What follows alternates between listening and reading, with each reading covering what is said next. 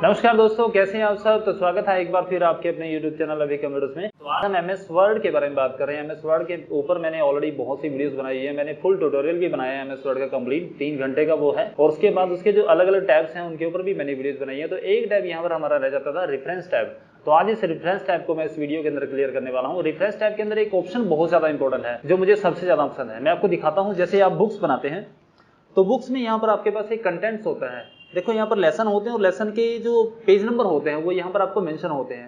तो ये ऑटोमेटिक आपका रेफरेंस टैब के अंदर कवर हो जाता है। आपको सिर्फ कुछ नहीं करना, लेसन बनाने हैं तो ये टोटली आपका बन जाएगा। देखो रेफरेंस टैब के ऊपर आपको बहुत सी वीडियोस देखने को मिलेंगे, लेकिन जितना क्लियर मैं आज इस वीडियो में करने वाला हूँ इतना किसी ने क्लियर किया नहीं होगा। तो सबसे पहले टेबल ऑफ कंटेंट्स है हमारी। टेबल ऑफ कंटेंट्स, देखो टेबल ऑफ कंटेंट्स जो ऑप्शन थी हमारी, मैंने आपको यहाँ पर क्रॉस रेफरेंस के अंदर भी आपको टेबल ऑफ कंटेंट्स बनाना बताया था कि किस तरह से क्रिएट किया जाता है।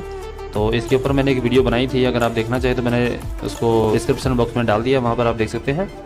तो मैं यहाँ पर आपको टेबल ऑफ कंटेंट्स बताता हूँ। देखो सबसे पहले मुझे नया पेज चाहिएगा। मैं इंसर्ट में जाके आप ब्लैंक पेज करूँगा तो आप नेक्स्ट पेज के ऊपर जाकर, क्योंकि फर्स्ट पेज पर मुझे टेबल ऑफ कंटेंट्स क्लियर करना है, तो यहाँ पर सेकंड पेज के ऊपर मैंने हेडिंग्स बना दी। मैंने यहाँ पर माउस की हेडिंग बना दी, एंटर प्रेस किया। तो मैं माउस के बारे में थोड़ा सा यहाँ पर RND से मैं एक पैरा यहाँ पर लिख देता हूँ। फिर आपको नेक्स्ट पेज लेना है। आप ब्लैंक पेज यहाँ से भी ले सकते हैं या फिर आप कीबोर्ड से कंट्रोल प्लस एंटर प्रेस करें। नेक्स्ट आपकी हेडिंग यहाँ पर बन जाती है। यहाँ पर कीबोर्ड के बारे में बना दिया RND, और यहाँ पर भी मैंने एक पैरा दे दिया। कंट्रोल एंटर प्रेस किया, यहाँ पर मैंने मॉनिटर डाल दिया और RND, तो इसके बारे में मैंने यहाँ पर डाल दिया। फॉर एग्जांपल जैसे एक बुक होती है, बुक्स में जितने भी लेसन्स होते हैं तो उन सभी लेसन्स की जो कंटेंट्स होते हैं वो आपको स्टार्टिंग में आपको फर्स्ट या सेकंड पेज पर आपको लिस्ट ऑफ कंटेंट्स के नाम से मिल जाएगा कि कौन सा लेसन कौन से नंबर पेज पर है और उसमें कितने पेजेस हैं, वो सारी डिटेल आपको यहाँ पर मिल जाती है। तो इसी तरह से आपके जो लिस्ट ऑफ कंटेंट्स है यहाँ पर तैयार किया जाएगा। तो सबसे पहले आपको मैटर है, जो हेडिंग होती है हमारी उसको आपको सेलेक्ट कर लेना है। सेलेक्ट करने के बाद आपको होम में जाकर आपको उसको हेडिंग में कन्वर्ट करना पड़ेगा। नेक्स्ट आप सेकंड पे जाएं, हेडिंग लें, उसके बाद थर्ड जो है हेडिंग पे क्लिक करें।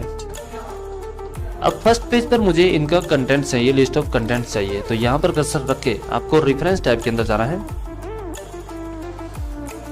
रेफरेंस टैब पे क्लिक करना है और क्लिक करके आपको टेबल ऑफ कंटेंट्स पे यहाँ पर क्लिक कर देना है। तो जैसे ही आप इस पे क्लिक करेंगे, यहाँ पर आपको कुछ टाइल्स अलग अलग टाइप के, जैसे कंटेंट्स के नाम से आप लेबल ऑफ कंटेंट्स चाहते हैं या फिर टेबल ऑफ कंटेंट्स के नाम से चाहते हैं, तो दोनों तीन चार ऑप्शंस आपके सामने हैं। तो तीनों में से आप किसी पे भी क्लिक करें तो यहाँ पर आपका देखो लिस्ट ऑफ कंटेंट्स तैयार हो जाता है। देखो माउस जो है, माउस का जो चैप्टर है वो आपका सेकंड पेज पर है, कीबोर्ड का जो चैप्टर है आपका थर्ड पेज पर है, और जो मॉनिटर का है वो आपका नंबर 4 पे है। इसमें एक चीज़ और आपको देखने को मिलती है, यहाँ पर आपको देखो हाइपरलिंक जो ऑप्शन होती है हमारी वो भी यहाँ पर काम करती है। जैसे अगर आप मॉनिटर के चैप्टर पर डायरेक्ट जाना चाहते हैं तो कंट्रोल के साथ क्लिक करें, कंट्रोल प्रेस करके क्लिक करें तो डायरेक्ट आप मॉनिटर के चैप्टर पर यहाँ पर पहुँच जाते हैं। तो यहाँ पर ये आपकी हाइपरलिंक कमांड भी ऑप्शन भी काम करती है और आपका ऑटोमेटिक लिस्ट ऑफ कंटेंट्स भी तैयार कर देती है। तो इस तरह से हमारा लिस्ट ऑफ कंटेंट जो है वो क्लियर हो जाता है। नेक्स्ट है हमारा जो है फुटनोट और एंड नोट ऑप्शन होती है। ज़्यादातर इसका यूज जो है वो किस तरह से किया जाता है मैं आपको क्लियर कर देता हूँ।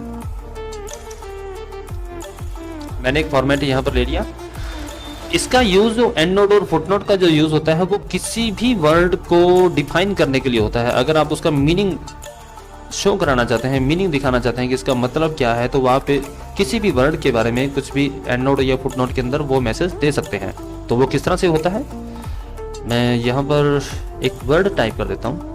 जैसे मैंने यहाँ पर PC टाइप कर दिया, तो मैं PC के बारे में बताना चाहता हूँ कि PC की फुल फॉर्म या इसका मतलब क्या है। या तो आप इस मैटर को PC को सिलेक्ट कर लें या फिर इसके बीच में कर्सर रखते हैं। कर्सर रखने के बाद अब दोनों ऑप्शंस का जो मीनिंग है वो दोनों का सेम होता है, चाहे आप एंड नोट यूज करें चाहे फुट नोट यूज करें।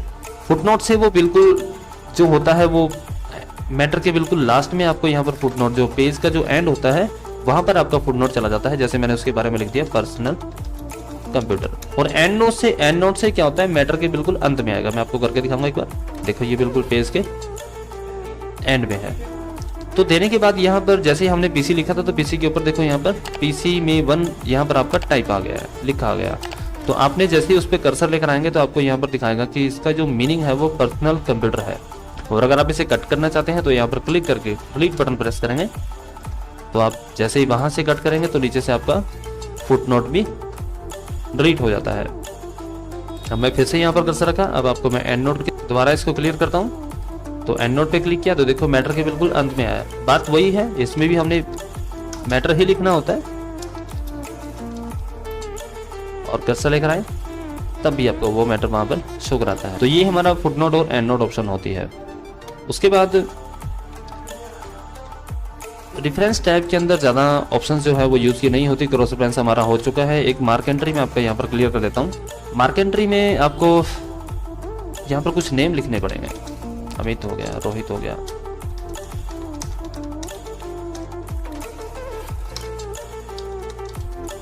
इस तरह से मैंने आर वाले लिख दिए हैं, ठीक है, ए वाले भी आ गए। तो मार्क एंट्री कमांड क्या करती है, इनको ग्रुपों में डिवाइड कर देता है और एक अल्फाबेटिक सेट कर देगा। यानी ए वाली लिस्ट अलग बना देगा, बी की अलग बना देगा, सी की अलग बना देगा। इस तरह से इनकी लिस्ट को जो है वो अलग अलग क्रिएट कर देता है।